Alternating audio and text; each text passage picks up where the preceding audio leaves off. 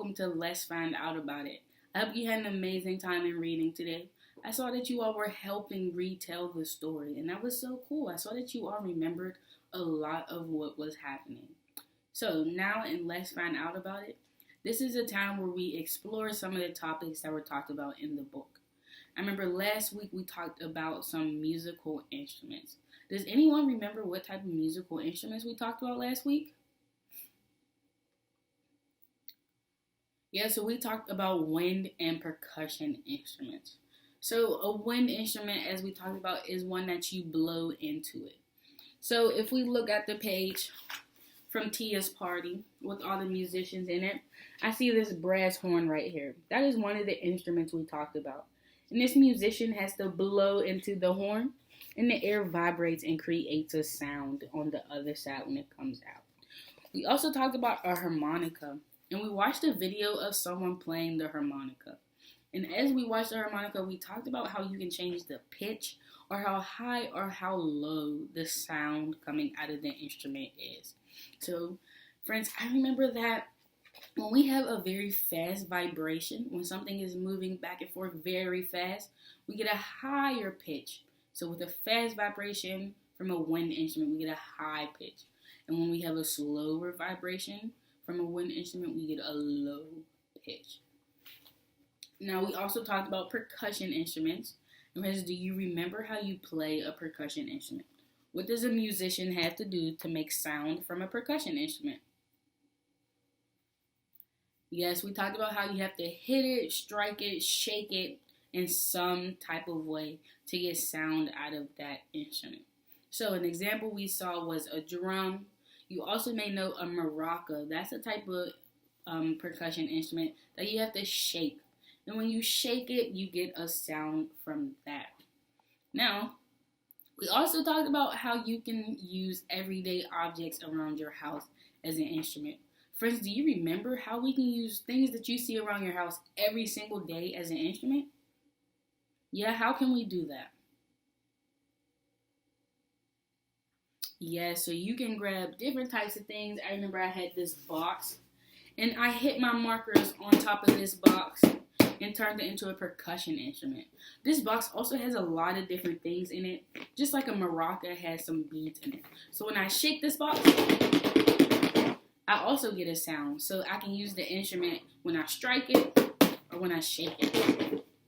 So we talked about wind instruments, percussion instruments, and how you can turn regular household items into instruments.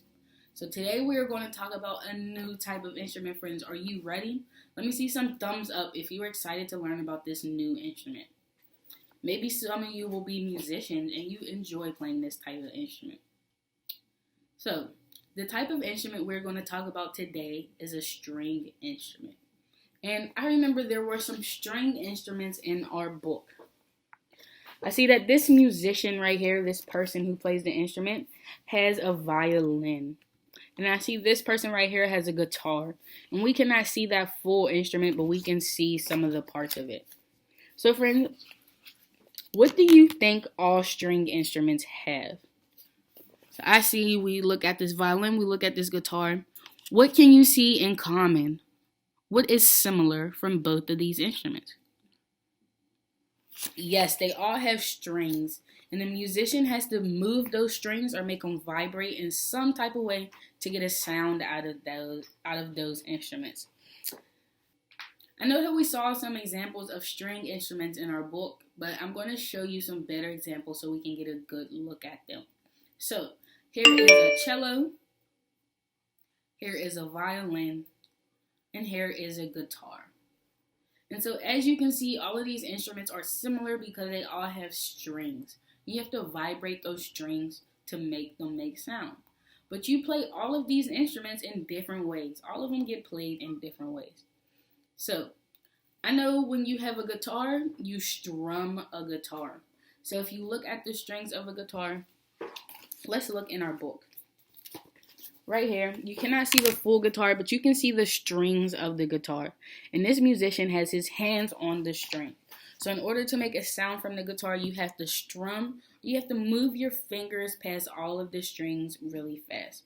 So when you create that strumming, or when you move your fingers past so you touch all of the strings begin to vibrate and they create a sound. And we see in this picture that this person playing the violin has a bow. And so they do not strum that. They have a bow and they move the bow back and forth on the strings. And when you move the bow back and forth on the strings, it causes the strings to vibrate and the violin creates a very beautiful sound. And lastly, we have a cello. We didn't see a cello in the book, but I showed you a picture of a cello on the screen. And a cello, you can play with a bow like a violin, but you can also pluck a cello.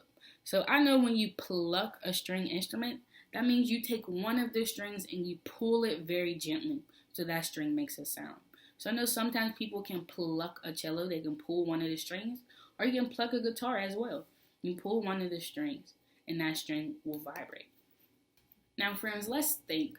Do we think all string instruments sound the same when the musician plays them? So when a string instrument is plucked or it is strummed, do you think they all sound the same? No, I don't think so either. I think that all of these different instruments have unique sounds. I think they may sound a little similar, but not the exact same.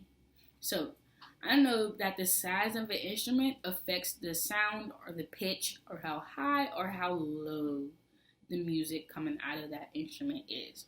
And just like I mentioned, when we strum or pluck our strings, they vibrate and they create a sound. So I'm going to bring that back the picture of our cello, our violin, and our guitar.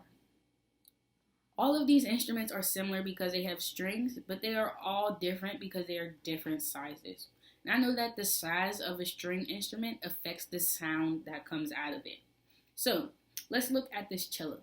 This cello is very big. This is a big string instrument. And because it is big, when you play it, you get a deeper pitch. You get a deeper sound. So the sound you're going to get from a cello is very deep. Now let's look at this violin. I see this violin is small. So do you think it's going to have a deep sound like a cello, or will it have a higher pitch? Yes, friends, I also think that this violin is going to have a higher pitch. So this violin is a smaller string instrument. So when we play it, we're going to get a higher sound that comes out of it. Now that we've learned about string instruments, I know I'm kind of interested in learning how to play one. But as I look around my room, as I look around my house, I don't see any string instruments. I don't know where I can find one that I can play. But I know that I am interested in playing a string instrument. And I remember last time in Let's Find Out About It, we turned everyday household items into percussion instruments, just like this box we just talked about. So I wonder how we can change household items that we see every day into string instruments. And we are going to figure this out with Miss Ari, friends. So Miss Ari is going to show us how we can turn a regular tissue box. You see this tissue box right here? She's going to show us how we can turn this tissue box that looks like this or similar to this into a string instrument. So keep watching, friends, so you can learn how to turn a tissue box into a string instrument, and you can become a musician and strum your guitar while you're at home. Hi friends, Miss Ari again. And today I'm going to show you how to make a guitar out of a few simple things that you should find around your home. First, we have an empty tissue box. This is going to be the base of our guitar. And then you're going to need some rubber bands. Any size works, but if you have a different variety, you're going to get a different noise. Also, we're going to need 2 writing utensils. It can be anything, a pen, a marker, a crayon, as long as it fits in this width right here of our tissue box. And also, we're going to need something to make our handle out of. I just used a piece of paper and made it a circle and taped it together. You can use the middle of a paper towel roll. You can use the end of a toilet paper roll, those little brown cardboard. Those will work just great. Or you can do what I did and make it out of paper and some tape. So first we're going to be really careful and put our rubber bands over our box. You can use as many rubber bands as you want or as little rubber bands as you want. Just get them around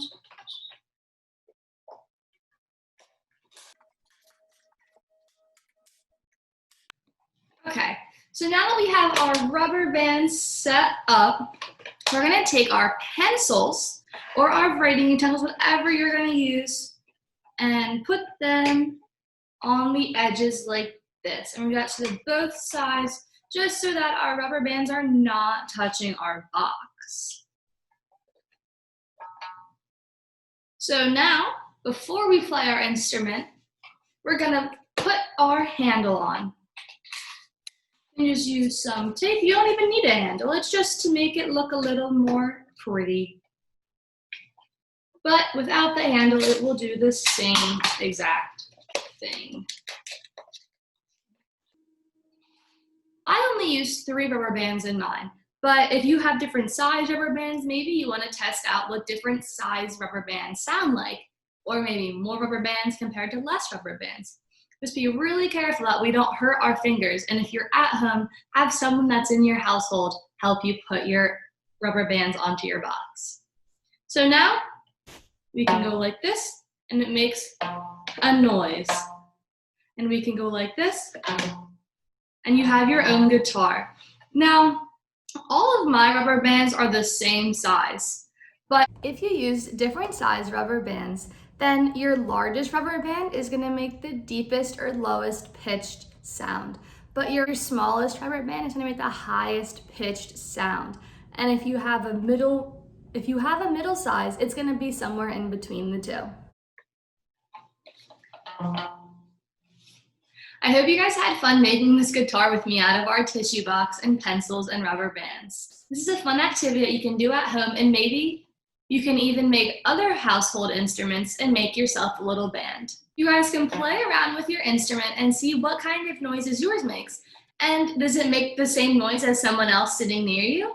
Or maybe make different versions of your box guitar and test them against each other to see how we can create different pitches and rhythms and beats using different kinds of rubber bands, or maybe plugging them all at the same time or doing one at a time.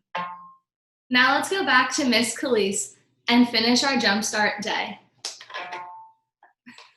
All right, friends, I hope you enjoyed your time with Miss Ari. That was very cool to learn how we could turn a tissue box into a guitar. And that was very creative. Miss Ari got very creative with that activity. Now, you can do that activity at home. All you have to do is pull up this video and watch it. So I think it'll be very interesting if you try it and see how you can turn something into a string instrument at home. Now, we're about to end Let's Find Out About It, but let's cover some of the things we've talked about. So we talked about a wind instrument, one that you have to blow air to make a sound. We talked about a percussion instrument, one that you have to strike, hit, or shake to make a sound. We also talked about a string instrument, an instrument that has strings that you pluck or strum, or may use a bow to create a sound from those. We also talked about how we can turn everyday household items into instruments. So for instance, we had a cup, we had a box, we even turned a tissue box into a guitar, friends. So you can get very creative with things that you see around your house and turning them into an instrument. Now, I have one last helpful tip I want to show you all so you can become musicians just like the musicians from Tia's party. So, I know that we can use our body as an instrument. So friends, I want you to look down at your feet, look at your hands, and think really hard about how you can use your body as an instrument. So I'm going to put my thinking cap on, and I have one for you. I'm going to put your thinking cap on, and look at your feet and look at your hands. And try to think about how you can use your feet and hands as an instrument. How can you create sounds with using your feet and hands? So think about that for a little bit, friends. Let's try to think about that. I wonder what I can do to create a noise with my hands and with my feet. How can I create music? Okay. All right, friends. So I thought of something. I hope I gave you all enough time to think of something as well. So I realized that we can clap our hands and stump our feet to make a sound. So I know that you cannot see my feet right now, but I'm going to be stumping my feet and clapping my hands. And I'm going to try to create a beat or a sound that I can sing a song over. So let's see what type of beat I can create.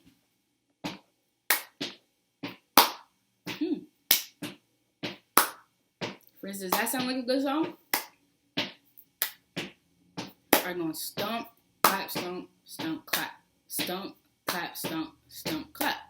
Friends, do you think you can join in on my beat? You can help me make this instrumental with my hands and my feet. Yeah? Okay. So remember, it's stomp, clap, stomp, stomp, clap. Let's stomp, clap, stomp, stomp, clap. Stomp, clap, stomp, stomp, clap.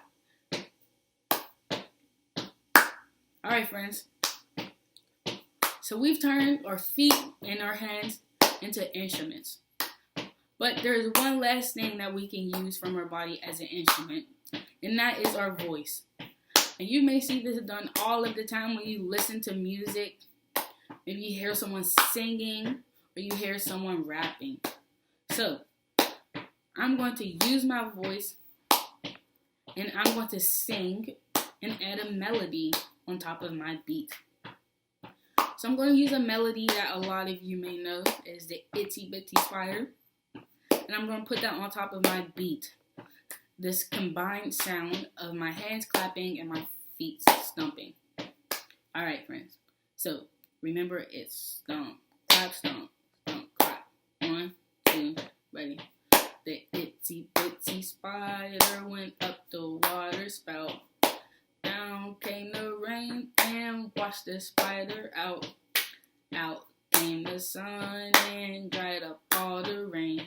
And the itsy bitsy spider went out the spout again.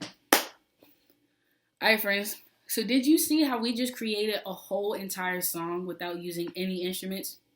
I don't have any percussion instruments. I don't have any string instruments. All I had was my body and my voice. And with my hands and my feet, we were able to create a beat. And with our voice, we were able to add a melody on top of it. So friends, I had such an amazing time exploring these topics with you all today. I hope you had a great time creating that song just with your body. So as you go home and as you continue throughout your day, I want you to think of how you can be a musician if you do not have those instruments with you at home. Be creative, friends, and think about all of the different things you can do. So that is all for Let's Find Out About It today, and I will see you later at sharing and goodbye.